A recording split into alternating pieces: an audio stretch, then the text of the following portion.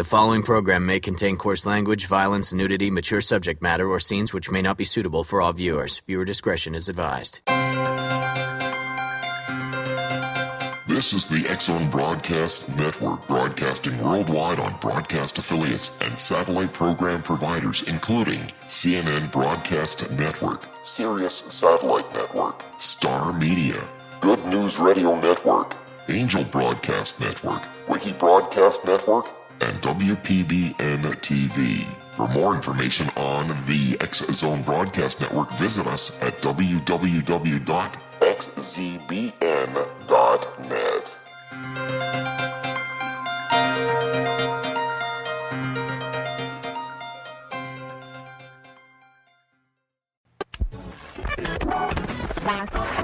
All Hit Radio.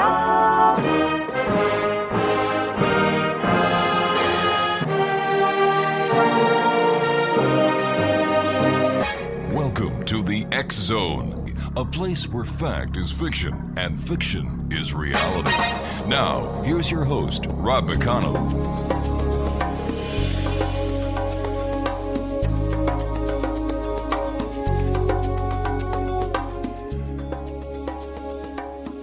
Welcome back, everyone. This is the X-Zone. My name is Rob McConnell. We're coming to you from our broadcast center in Hamilton, Ontario, Canada. Worldwide, toll-free, 800-610-7035. My email address is xzone@xzoneradiotv.com. On all major media social network sites, X-Zone Radio TV, and our website is www.xzoneradiotv.com. My guest this hour is no stranger to the X-Zone. His name is Michael J. Stone. He's a certified hypnotist and medical hypnotist who works with people to help them improve their life situations. And he uses hypnosis, NLP, which, by the way, X-Zonation is neuro-linguistic programming, and EFT, which is emotional freedom technique. And he uses these methods in his work. He is a student of energy and alternate methods of healing and has certification in matrix energetics and quantum entertainment. He also uses Hawaiian Huna methods as well as Dr. Eric Pearl's reconnection techniques to help his clients succeed. Joining me now from the South Florida Hypnosis Center, where their website is southfloridahypnosis.com, is our good friend Michael J. Stone. And Michael, nice having you back here in the X-Zone. Well, it's nice to be back. It's a beautiful day, and I hope we can reach some of your great listeners and have them learn a lot more about how they can help themselves and change their lives. Mike, how did you first define, or how would you first define hypnosis in the work that you do?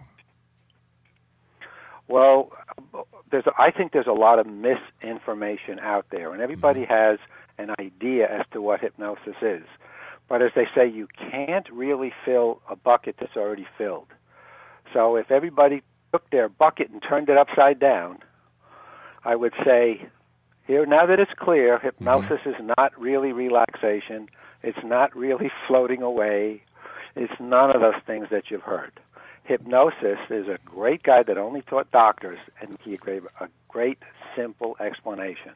Hypnosis is a state of mind or mood where your analytical factor gets bypassed and you accept certain suggestions. So if you want to kind of know, and this is how I work with people, have you ever jumped at the scary part of a movie? Sure. Who hasn't? Have you ever cried at the sad part of a movie? Oh, definitely. Most people are aware of it, right? Yeah. But most people also start to salivate if they see a lemon cut and squeezed. Big time. Those are all profound hypnotic things.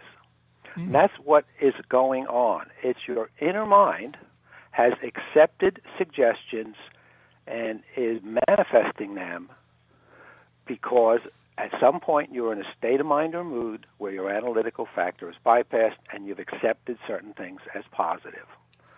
So I try to define this with people so they understand it's their inner mind that's pretty much doing everything. You know, it's shifting the car in the stick shift. It's telling you what to get exit off while you're playing with the radio. It's doing everything. And the big joke is you have come to believe your conscious mind is doing it.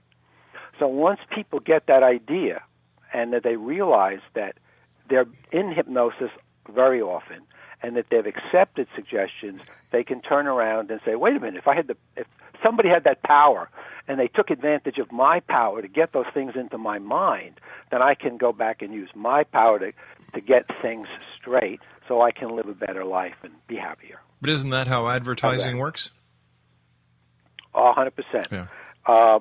If I know you probably like silly stories. My silly story is I was bemoaning on television the way a certain peanut butter commercial went. It said something like, choosy mothers choose this brand. And by the way, I don't eat peanut butter. And then the next commercial said, mothers who love their children choose this brand. And I thought, wow, this is so in your face, and I can't believe they're doing it. And I wanted to set a catch-'em-alive trap for some squirrels. So I went out to buy peanut butter. And I went down and I reached for the shelf and I pulled out that brand. Never in my life had I sampled it, tasted it, bought it. Nobody in my family ever bought it. I got programmed. So even though you are aware that you might be being programmed through advertisers, you're not exempt from it. Michael, stand by. You and I have to take our first 2-minute break. We'll be right back. Exonation, Michael J. Stone is our special guest this hour. And Michael is with the South Florida Hypnosis Center, www.southfloridahypnosis.com. 1-800-610-7035. Email xzone@xzoneradiotv.com. On all social media sites, Xzone Radio TV. And our website, www.xzoneradiotv.com. And as of today, we have started a brand new network here at Relmar. It's entitled DMZ Broadcast Network. We'll be back on the other side of this commercial break as we continue here in the X Zone with our guest this hour, Michael J. Stone from the South Florida Hypnosis. We'll be back. Don't go away.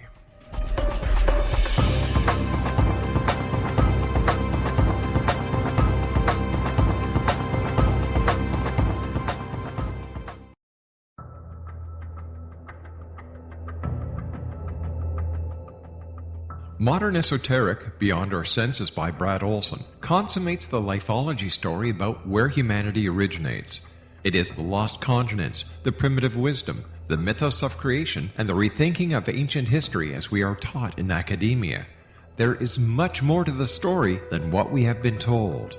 As this is the first book in the Esoteric series, Modern Esoteric starts at the beginning of time and accelerates up to this modern age. Future Esoteric is book 2 in the series and takes a forward-looking position ahead of today with an open and honest examination of the ET issue and various unexplained phenomena. To discover the writings of author Brad Olson, visit www.bradolson.com. That's www.bradolson.com.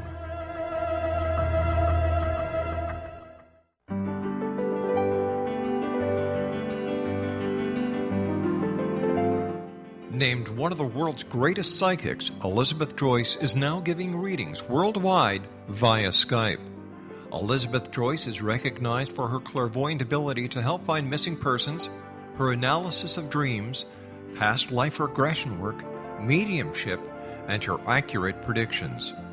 Elizabeth has been a frequent guest on the X Zone radio show with yours truly, Rob McConnell, now for several years. For an appointment with Elizabeth Joyce, call 201-934-8986 or Skype at elizabeth.joyce. And for more information, you can always visit Elizabeth Joyce online at www.new-visions.com.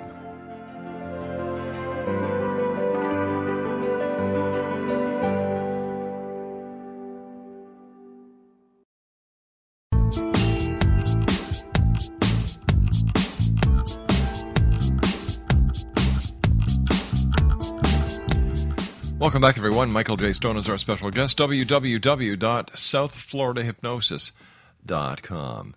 Mike, does subliminal advertising or subliminal messaging work the same way as hypnosis does? I feel it is just as powerful. It is not as obvious. very often the stuff that you see subliminally are advertisements. If you scan movies, if you scan television shows, some things are blatant, like they'll take the soda can and put it in front of the person being interviewed and turn it.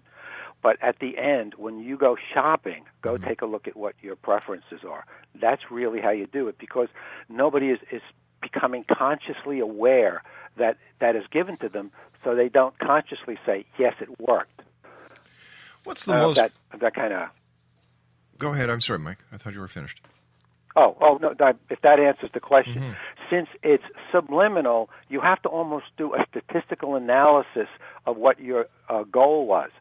Politically, what they can do is embed suggestions and words and phrases, and then they'll take a poll, and that poll can determine whether or not the embedded suggestions are working. They shift people's minds. Fascinating. As a professional, what are some of the most frustrating things you find out or you find when working with people when it comes to hypnosis? I think almost everyone will see this type of frustration, and you will probably see it in your work too. People still want to think that their conscious mind is making a decision, and that's what's in control and is in power. And the truth is, the subconscious mind, the emotional aspects of people, that's what's really determining everything. But in a way, we could tease and say they have achieved hypnosis perfectly because they believe it's their conscious mind that's doing everything. So our frustration is to get them to understand, no, it's not your conscious mind that's doing it.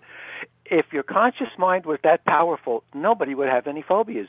Nobody would be afraid of lizards or spiders or mice or the dark. There would be no boogeymen. Your conscious mind would say, oh, that's just not rational. But that's not the way it works. And people just have been hypnotized, so to speak, so well that they actually believe their conscious mind is determining everything. How about that? If that's the case, and you're seeing basically that we have been conditioned or that we've been subjected to a form of mind control, how does this affect children?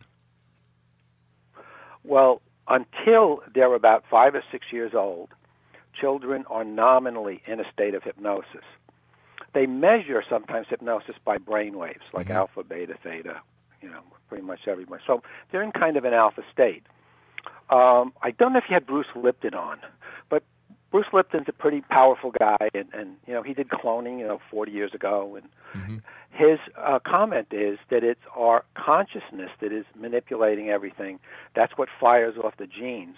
So it's not that you're programmed to fire those genes, it's your conscious mind that is watching everything, and it's your subconsciousness that fires off the genes that makes you who you are, and that's why you can change things. Well, he'll go on, and this is what we teach, but it's interesting to see him from a different perspective teach the same thing. Since children are in that type of situation, that's how they learn so much, because they just totally absorb it.